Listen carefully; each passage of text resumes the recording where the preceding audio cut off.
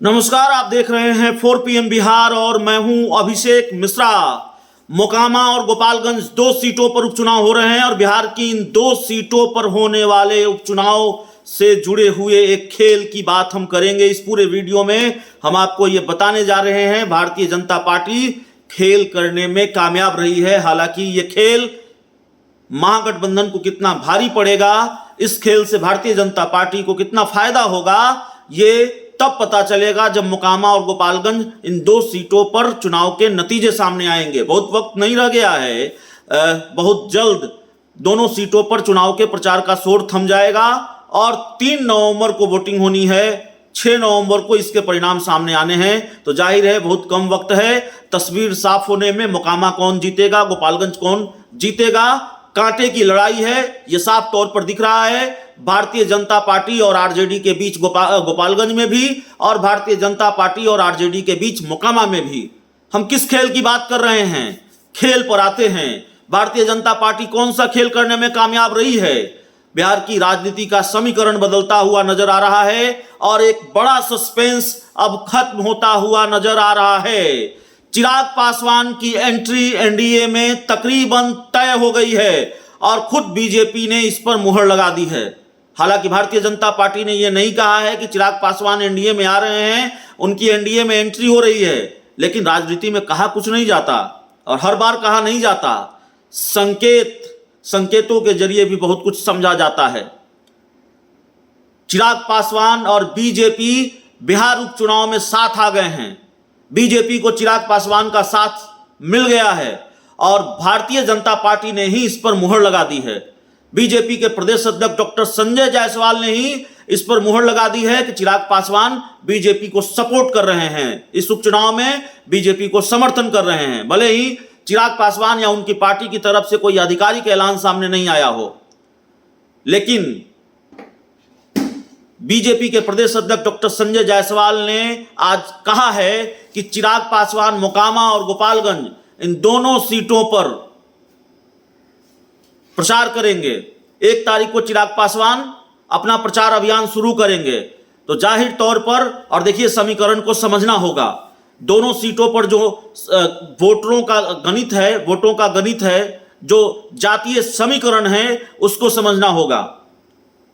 Mokama seat ये ठीक है, वहां भूमिहार वोटर बहुत कुछ तय करते हैं, भूमिहार वोटरों की बहुलता है, भूमिहार वोटर ज्यादातर हैं, एक अच्छी खासी संख्या है, लेकिन हजारों की संख्या में तकरीबन 15 या 20 हजार दलित वोटर हैं और जिस दलित वोटर पर चिराग पासवान का प्रभाव है और अच्छा खासा प्रभाव है, भारतीय जनता पार्टी ने शायद इसी वजह से चिराग की तरफ दोस्ती का हाथ बढ़ाया है, या फिर दोस्ती में जो देरी हो रही थी, बीजेपी ने थोड़ी जल्दबाजी दिखाई है, भारतीय जनता पार्टी की तरफ से पहल हुई है।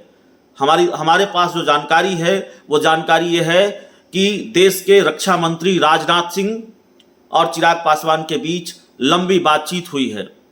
चिराग पासवान को मनाने में रक्षा मंत्री राजनाथ सिंह की बड़ी भूमिका है और उसके बाद चिराग पासवान मान गए हैं। वो बीजेपी के लिए प्रचार करने जा रहे हैं, क्योंकि जाहिर तौर पर अगर चिराग पासवान नहीं माने होते तो भारतीय जनता पार्टी की तरफ से इसका आधिकारिक ऐलान सामने नहीं आता। बीजेपी आधिकारिक रूप से यह नहीं कहती कि चिराग पासवान प्रचार करने जा रहे हैं। तो डील डन हो गई है, डील फाइनल हो गई है और इसीलिए बीजेपी की तरफ से यह आधिकारिक ऐलान सामने आ गया है कि चिराग पासवान वोट मांगने जाएंगे। अब देखिए फायदा नुकसान क्या होगा, इससे उपचुनाव में क्या बदलेगा, क्या महागठबंधन का खेल बिगड़ेगा, क्या आरजेडी का खेल बिगाड़ेंगे चिराग पासवान, बीजेपी को फायदा पहुंचा पाएंगे। मोकामा के बारे में हमने आपको बताया, मोकामा में दलित वोटरों की भी अच्छी खासी संख्या है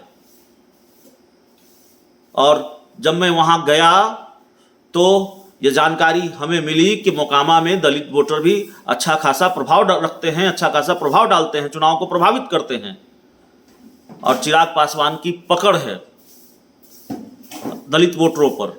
दिलचस्प यह है कि भारतीय जनता पार्टी के साथ पहले से रामविलास पासवान, स्वर्गीय रामविलास पासवान के भाई पशुपति कुमार पारस हैं उनकी भी दलित वोटरों पर पकड़ है। अब चिराग पासवान के मुकाबले उनकी पकड़ कितनी ज़्यादा है ये बहस का विषय हो सकता है, लेकिन चिराग पासवान के साथ आने से लड़ाई और दिलचस्प हो गई है, मुकाबला और कांटे का हो गया है। तो आरजेडी के लिए राह आसान नहीं रहा। मोकामा जो आरजेडी का गढ़, अनंत सिंह का गढ़, उनकी पत्नी नीलम देवी वहां से चुनाव लड़ रही है। बहुत आसानी से अनंत सिंह जीतते रहे मोकामा की सीट। जेल से भी चुनाव लड़ा 2015 में और चुनाव जीत गए। निर्दलीय चुनाव लड़ा, किसी पार्टी के टिकट पर नहीं लड़ा, चुनाव जीत गए। लेकिन इस बार ये राह इतनी आसान नहीं है और चिराग पासवान के साथ आ जाने से तो और नहीं है। गोपालगंज की बात करते हैं। गोपालगंज में क्या समीकरण है? गोपालगंज में मल्लाह जाति, दलित जाति और जो दूसरे तबके के वोट बैंक हैं वो भी अच्छा खासा प्रभाव रखते हैं, वो भी चुनाव को प्रभावित करते हैं। और वहां भी चिराग पासवान अगर प्रचार करेंगे भारतीय जनता पार्टी के उम्मीदवार के पक्ष में तो जाहिर है कुछ भी हो सकता है। हालांकि भारतीय जनता पार्टी वहाँ पहले से मजबूत रही है। भारतीय जनता पार्टी के जो वहाँ विधायक थे, सरकार में मंत्री भी थे, सुभाष सिंह, जिनके निधन से ये सीट खाली हुई है, वो आसानी से वो सीट लगातार जीतते रहे थे। तो दोनों सीटों पर अगर चिराग पासवान प्रचार करेंगे तो बीजेपी को फायदा पहुंचेगा और जाहिर तौर पर बिना फायदे के राजनीति में कोई डील नहीं होती। चिराग पासवान को साथ लाने में भारतीय जनता पार्टी को यह फायदा दिखा। 2 सीटों से कोई सरकार बननी और गिरनी नहीं है। मामला सिर्फ 2 सीटों का नहीं है, मामला 2024 का भी है, मामला 2025 का भी है। और लोकसभा चुनाव की तैयारियों के लिहाज से 19-20 महीनों का वक्त, ये ठीक है कि 19-20 महीनों का वक्त बाकी है लोकसभा चुनाव में, लेकिन तैयारियों के लिहाज से अगर लोकसभा चुनाव की तैयारी करनी हो तो 19-20 महीनों का वक्त बहुत ज़्यादा नहीं होता है। तो जाहिर है चिराग पासवान को बीजेपी को साथ लाना ही था। चिराग पासवान की एनडीए में एंट्री होनी थी और चिराग पासवान की एनडीए में एंट्री तकरीबन अब तय हो गई है। कम से कम उपचुनाव में तो चिराग पासवान और बीजेपी साथ साथ आ ही गए हैं। चिराग पासवान बीजेपी के लिए प्रचार करने ही जा रहे हैं। तो मामला बड़ा दिलचस्प हो गया है। देखिए गोपालगंज और मोकामा का, दोनों सीटों का चिराग पासवान चुनाव लड़ने वाले थे। संकेत मिले थे उनकी पार्टी की तरफ से कि वो चुनाव लड़ेंगे। आखिरी वक्त में उन्होंने फैसला बदला, अपने उम्मीदवारों को मैदान में नहीं उतारा।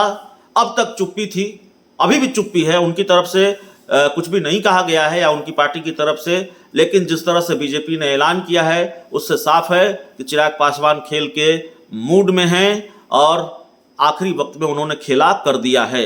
बहुत बहुत धन्यवाद।